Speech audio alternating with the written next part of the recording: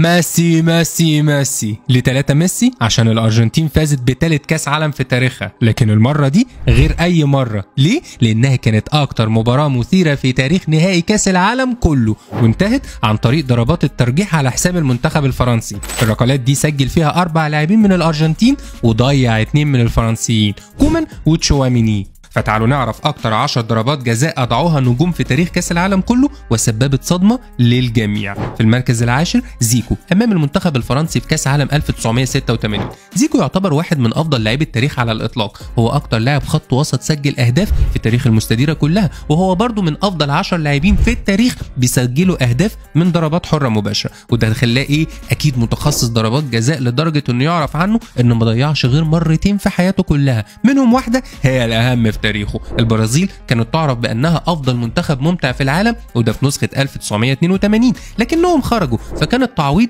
في 86 ووصلوا لدور الثمانيه وبيلعبوا فرنسا بقياده مين؟ بلاتيني صاحب اخر 3 كره ذهبيه ورا بعض من 83 ل 85. مباراه عظيمه، البرازيل تقدمت وفرنسا تعادلت ونزل زيكو من على الدكه وهوب ضربه جزاء لصالح البرازيل. يلا يا زيكو سجل بقى، الا انه ضيع واستمرت المباراه بنفس التعادل، ويا ريته ما كان نزل من على الدكه. في المركز التاسع سقراطس صديقه في نفس المباراه، اللاعب الاسطوري البرازيلي اللي ما كانش بيضيع ضربات جزاء خالص ضيع اول ضربه جزاء ترجيحيه امام منتخب فرنسا. سبحان الله ما كانتش مكتوبه للبرازيل. وعارفين ايه بقى سخريه القدر؟ ان زيكو سجل عادي في نفس الضربات الترجيحيه دي، لكن ده ما منعناش من الكوميديا السوداء. والمركز الثامن بلاتيني في نفس المباراه، خلاص حقق الحلم المنشود ووصل منتخبك لنصف نهائي كاس العالم، لكنه يضيع الضربه الرابعه وينقذه بس ان لاعب البرازيل بعد كده يضيع وتوصل فرنسا. اما في المركز السابع ميسي امام ايسلندا في كاس عالم 2018. في المباراه دي كان احتماليه فوز الارجنتين تفوق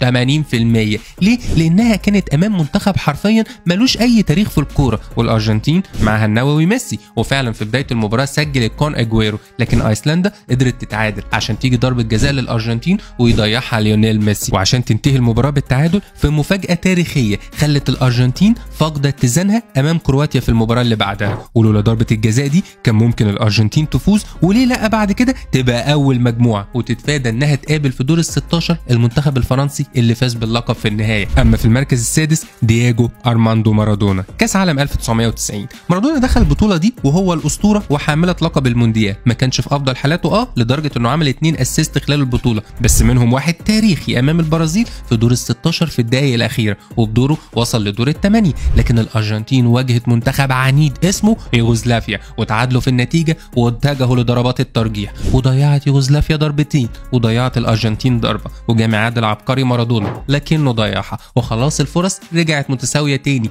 لكن لاعب يوغوسلافيا الاخير ضيع الركله الاخيره عشان يرحم مارادونا من لعنه كانت ممكن تصيبه بقيه مسيرته كلها. ومن ميسي ومارادونا والارجنتين الى اللاعب الذي تالق امام الارجنتين. في المركز الخامس سالم الدوسري. سالم ضيع ضربه جزاء تاريخيه امام المنتخب البولندي بعد فوز السعوديه التاريخي على الارجنتين في افتتاحيه المجموعه، حلم كل العرب بوصول السعوديه لدور ال16، وليه لا ده كان انتصار تاريخي لحد ما جت ولعبت امام بولندا تسجل هدف رغم ان السعوديه كانت افضل بكتير، وبعد كده تيجي فرصه ذهبيه للدوسري لكنه يضيعها وبولندا تعزز النتيجه تاني وينتهي اللقاء بنتيجه 2-0. مباراه اثرت نفسيا بشكل كبير على المنتخب السعودي بعد كده في مباراته امام المكسيك، وغادرت السعوديه بعد حلم جميل لكنه لم يستمر كتير. في المركز الرابع اساموا جيان. افريقيا كلها ضاعت مش ضربه جزاء واحده بس. في دور الثمانيه من كاس عالم جنوب افريقيا 2010 شهدت مباراه للتاريخ ما بين المنتخب الغاني ومنتخب الاوروجواي، كانت مباراه عصيبه لحد ما تحصل واحده من اشهر لقطات التاريخ الكروي كله، الكره تتسدد من لاعب غانا لكن لويس سواريز يشيلها بايديه من على خط الجول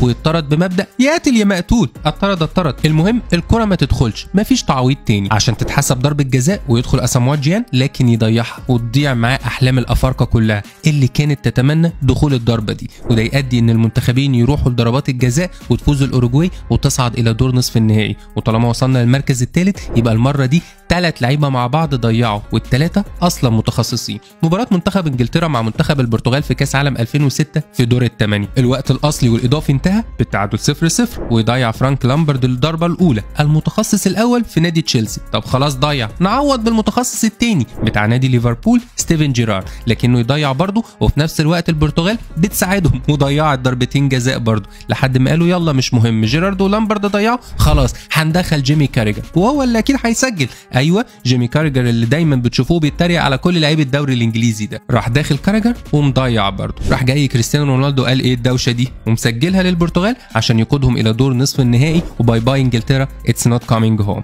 في المركز الثاني روبرتو باجيو كاس عالم 1994. ايه ده يا معطي هو باجيو مات واقفا مش الاولى؟ هقول لك لا اصبر بس، باجيو في 94 كان داخل البطوله هو افضل لاعب في اوروبا ومعاه الكره الذهبيه وكان مقدم بطوله اسطوريه كمان قاد بها منتخبه الى النهائي، وكان كل ما كانوا هيخسروا خلاص كان يسجل هو الاهداف وينقذ ايطاليا ويوصلهم ان هم يلعبوا البرازيل في النهائي والمباراه تنتهي بالتعادل السلبي عشان يروحوا يلعبوا ضربات ترجيح. الفكره بقى وما فيها انها اول بطوله في تاريخ كاس العالم كله تنتهي بضربات الترجيح. بص بقى الشيت هتلاقي اصلا ان في ايطاليا في لاعبين منهم ضيعوا غير باجيو خالص، اللي هم مين؟ فرانكو باريزي وماسارو. يعني حتى لو باجيو كان سجل كان برضه البرازيل عندها لسه ركله وهتسجلها وهتفوز بكاس العالم. لكن سينمائيا المخرج ما بيحبش كده، لبسوها لباجيو الخساره دي. هو شارك في خساره منتخبه لكنه شال ذنب اكبر من ذنبه، عشان كده بالنسبه لي مش هو اللي في المركز الاول، عشان المركز الاول هو مين؟ تريزيجيه نهائي كاس عالم 2006. كاس عالم 2006 هو تاني كاس عالم ينتهي بضربات الترجيح.